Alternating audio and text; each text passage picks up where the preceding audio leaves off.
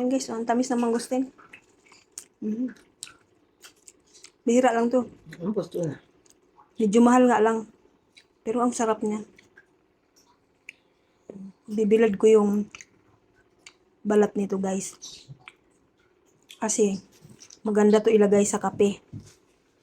Habang mainit ngayon, ibibilad ko.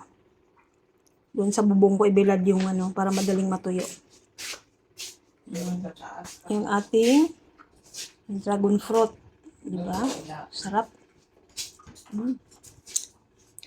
Masarap yung dragon fruit natin kasi ano yan eh.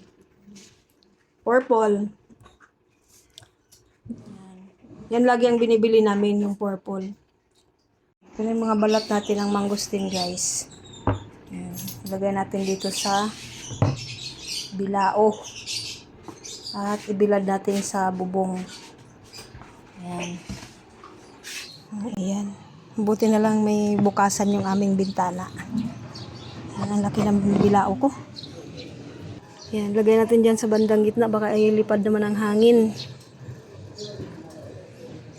Ayan, sana matuyo siya agad para makagawa na ako ng kape. Ayan guys. Ipasok ko na lang sa oven kasi hindi siya gaanong natuyo gawa ng umulan. Ayan guys, pagkatapos natin nilagay sa oven, ayan na yung itsura niya. Ayan, ready na siya para pinuhin.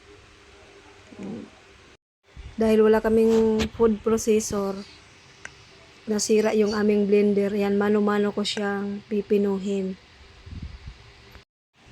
Ayan, ito na guys, pino na siya. Sasalain ko lang to para hindi mapasama yung medyo malalaki pa. Ayan, okay na to. Guys, ang lakas ng ulan. Yan na guys, so. Yan na yung organic natin na mangosteen coffee.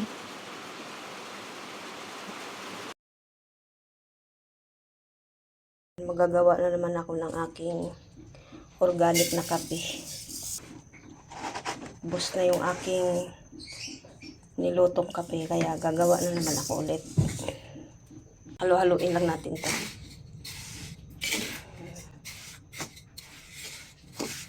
Yan guys, nag-uumpisa na siyang mag-brown. Yan, kailangan lang haluin natin paminsan-minsan para pantay yung pagkaluto. Yan, ganyan na yung itsura niya guys. Brown-brown na. Ilalagay ko na yung ating hinimay na sariwang dahon ng malunggay. May mga pinatuyo na ako dito pero hindi ko muna ginamit kasi may mga mapipitas pa naman kami sa labas.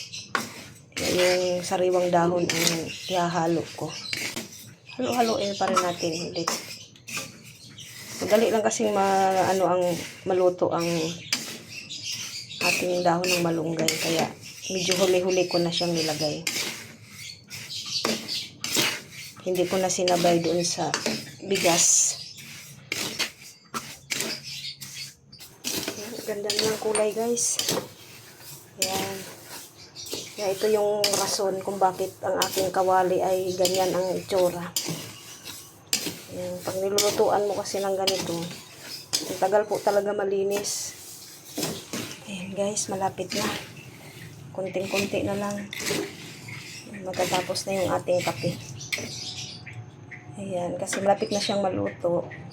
Ilalagay ko naman ngayon yung aking, ayan guys, yung aking ginawang mangustin, yung ginawa ko nung nakaraan. Ihalo natin dito dyan. Para mas lalong healthy. Kasi malapit naman na maluto. Yung mangustin na yan, yung balat na ginawa ko rin nung nakaraan.